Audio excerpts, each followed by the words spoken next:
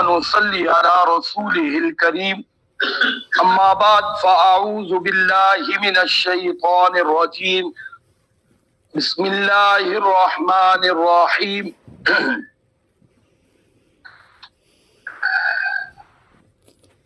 وَلَقَدْ أَضَلَّ مِنْكُمْ إِنَّهُمْ أَلْفَوْا آبَاءَهُمْ ضَالِّينَ فَهُمْ عَلَى آثَارِهِمْ يُهْرَعُونَ وَلَقَدْ ضَلَّ قَبْلَهُمْ أَكْثَرُ الْأَوَّلِينَ وَلَقَدْ أَرْسَلْنَا فِيهِمْ مُنذِرِينَ فَانظُرْ كَيْفَ كَانَ عَاقِبَةُ الْمُنذَرِينَ إِلَّا عِبَادَ اللَّهِ الْمُخْلَصِينَ صدق اللہ العظیم۔ درود شریف پڑھ لیں۔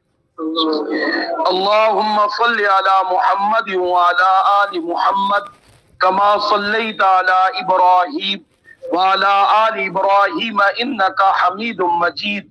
اللہم بارک علی محمد وعلی آل محمد کما بارکت علی ابراہیم وعلی آل ابراہیم انکا حمید مجید۔ 23واں پارہ سورۃ الصافات، اور آج اس کا رکوع نمبر 2 الحمدللہ مکمل ہو رہا ہے، اور آیت نمبر 59 سے لے کر 74 تک تلاوت کی گئی ہے۔ اور اللہ رب العزت نے کل کے سبق میں گزرا ہے کہ جہنمیوں کا انجام ذکر فرمایا ہے، اور آج کی آیت مبارکہ میں جہنم میں جانے کی وجہ ذکر فرمائی، لوگ جہنم میں کیوں جائیں گے اس کی وجہ ذکر فرمائی ہے۔ اللہ رب العزت فرماتے ہیں انہم الفوا آباءہم ضالین، فرمایا کہ ان جہنمیوں نے پایا ہے اپنے آباء و اجداد کو گمراہ۔ جانتے تھے کہ ہمارے آباء و اجداد کوئی علمی لوگ نہیں ہیں، کوئی نیک لوگ نہیں ہیں، کوئی تہجد گزار لوگ نہیں ہیں، جانتے تھے۔ میں اور آپ نہیں جانتے؟ آپ میں سے کس کے آباء و اجداد تہجد گزار نیک؟ بتاؤ اولیاء کون ہے، کس کے ہیں؟ تو بس یہ سب کو پتہ ہے، لیکن کیا فرمایا کہ جاننے کے باوجود فَهُمْ عَلَىٰ آثَارِهِمْ يُهْرَعُونَ، ان کے نقش قدم پر ہی چلتے رہے۔ ماں باپ ان پڑھ تھے، ان کے نقش قدم پہ نہیں چلے، پڑھا ہے، الٹا تانا دیتے تھے آپ ان پڑھ رہے گے تو ہمارا کیا قصور ہے؟ آپ کو اگر بڑوں نے نہیں پڑھایا تو ہم کیوں نہ پڑھیں؟ لیکن دین کے بارے میں رسم و رواج، وہ سارے معاملات وہی چلانے ہیں، وہی قوم قبیلے کے پیچھے لگنا ہے۔ اگر کوئی اچھا استاد مل جائے مسجد مدرسے سکول وغیرہ میں تو نہیں، اگر وہ چلنا چاہے نہیں، لیکن آباء و اجداد کے طریقے کا وہ غلط جھنڈا پکڑ لے، شاباش شاباش۔ ہاں جی، تو بہرحال یہ وجہ ذکر فرما دی اللہ تعالیٰ نے کہ انہوں نے پایا، سمجھا۔ کون نہیں سمجھتا؟ سب سمجھتے۔ ہمارے سے بات ہوئے وہ بتاتے ہیں قاری صاحب آپ ٹھیک کہتے ہیں، کیا کریں؟ ابا کہہ رہا ہے، گھر والے کہہ رہے ہیں، گھر والے ناراض ہو جاتے ہیں، قوم والے ناراض ہو جاتے ہیں، صاف دو ٹوک بات ہوتی ہے۔ آپ میں سے کتنے لوگ ہیں جب آپ سے کہا جائے یہ بات غلط آپ بھی کہتے ہیں ہم بھی مانتے ہیں، عمل نہیں کرتے؟ تو یہ اللہ رب العزت فرما رہے ہیں انہوں نے پایا اپنے آباء و اجداد کو گمراہ، ضالین، بھٹکے ہوئے، لیکن فہم علی آثارہم یہرعون، ان کا راستہ نہیں چھوڑا۔ پھر اللہ رب العزت فرماتے ہیں وَلَقَدْ ضَلَّ قَبْلَهُمْ أَكْثَرُ الْأَوَّلِينَ، اور یہ بھی ان کے علم میں ہے، اگر کسی نے قرآن کو پڑھا ہوا ہے تو وہ جانتا ہے کہ اکثر لوگ ان سے پہلے بھی گمراہ تھے، گمراہی میں مرے، تباہ و برباد ہو گئے۔ اور اللہ رب العزت فرماتے ہیں سورۃ بقرہ میں، فرمایا کہ اَوَلَوْ كَانَ آبَاؤُهُمْ لَا يَعْقِلُونَ شَيْئًا وَلَا يَهْتَدُونَ، کیا یہ آباء و اجداد کے نقش قدم پر چلیں گے کہ وہ ان کے آباء و اجداد جن کے نہ کھوپڑی میں عقل تھی نہ سیدھے راستے پہ تھے؟ کیا وہ آباء و اجداد قابل اتباع ہے؟ وہ تو قابل رحم ہے، اگر زندہ ہے تو ان کی محنت کر کے ان کو سیدھے راستے پہ لایا جائے، اگر مر گئے ہیں تو خود سیدھے راستے پہ چل کر ان کے لیے بخشش کی دعا کی جائے بجائے کہ ان کے راستے پہ چلا جائے۔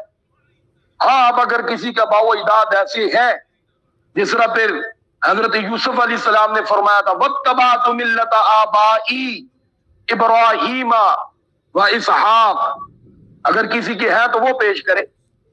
فرمایا میں اتباع کرتا ہوں اپنے آباء و اجداد کی ملت کی، اور ساتھ نام بھی ذکر کیا تھا کہ وہ کوئی ایسے ویسے نہیں ہے، نام لیا وہ ابراہیم خلیل اللہ ہے، وہ اسحاق علیہ السلام ہے۔ ہاں اگر آج بھی دنیا میں کسی کو ایسے نیک صالح آباء و اجداد مل جائیں، عالم ہوں، اللہ والے ہوں، متقی پرہیزگار ہوں، صاحب نسبت ہوں، تو سعادت ہے۔ پھر کہیں ہم ان کے نقش قدم پر، اور خوشی کے ساتھ کہیں، اور پھر کہیں اللہ ہمیں اسی پر موت دے۔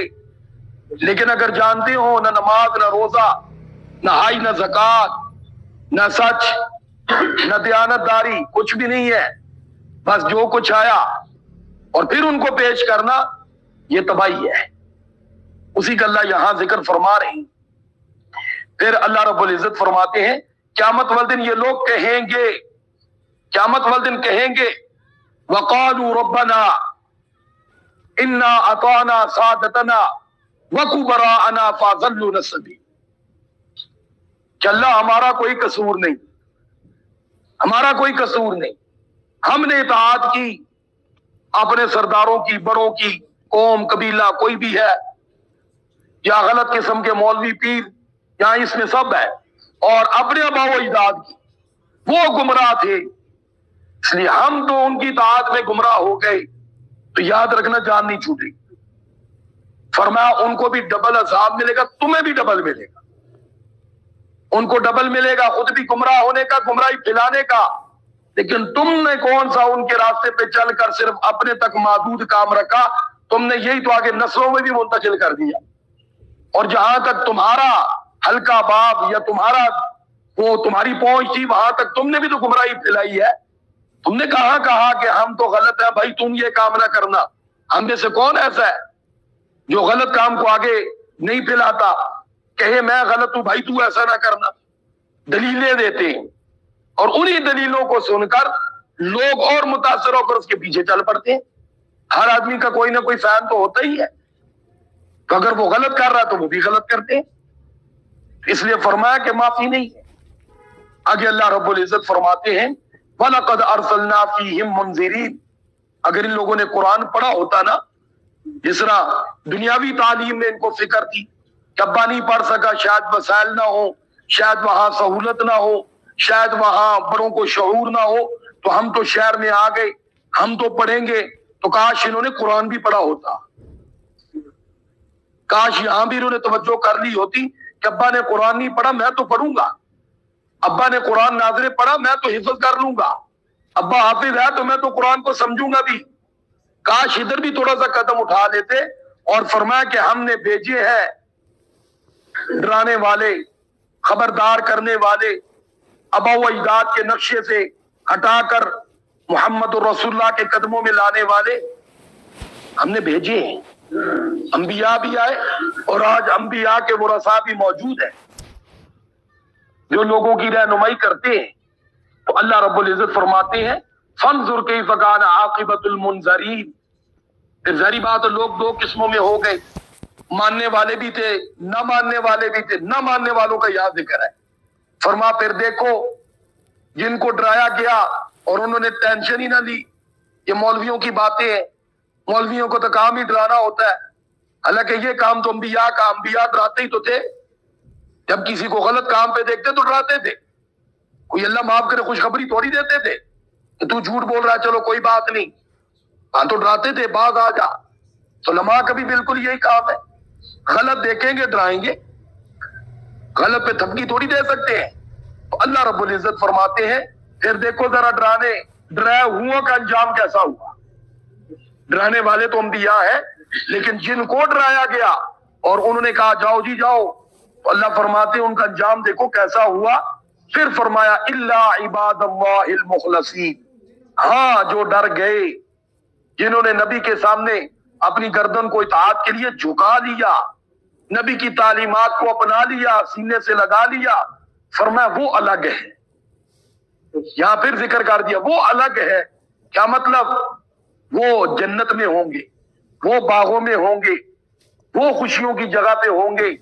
تو ان آیات مبارکہ میں میرے اور آپ کے لیے لمحہ فکریہ ہے کہ ہم کدھر کو جا رہے ہیں، ہر آدمی اپنا محاسبہ کر لے، کیونکہ وَلَا تَزِرُ وَازِرَةٌ وِزْرَ أُخْرَىٰ، کل کو ہر آدمی اپنا بوجھ اٹھانا، کسی نے کسی کا نہیں اٹھانا۔ ہاں جی، کوئی پیر کسی مرید کا بوجھ نہیں اٹھائے گا۔ یہ جو دنیا میں جھوٹی تسلیاں دیتے ہیں، جھوٹ بولتے ہیں۔ کوئی مولوی کسی مقتدی کا بوجھ نہیں اٹھائے گا، یاد رکھنا۔ کوئی حافظ کسی کا بوجھ نہیں اٹھائے گا، کوئی کسی کا نہیں اٹھائے گا، کوئی سہارا نہیں ہے۔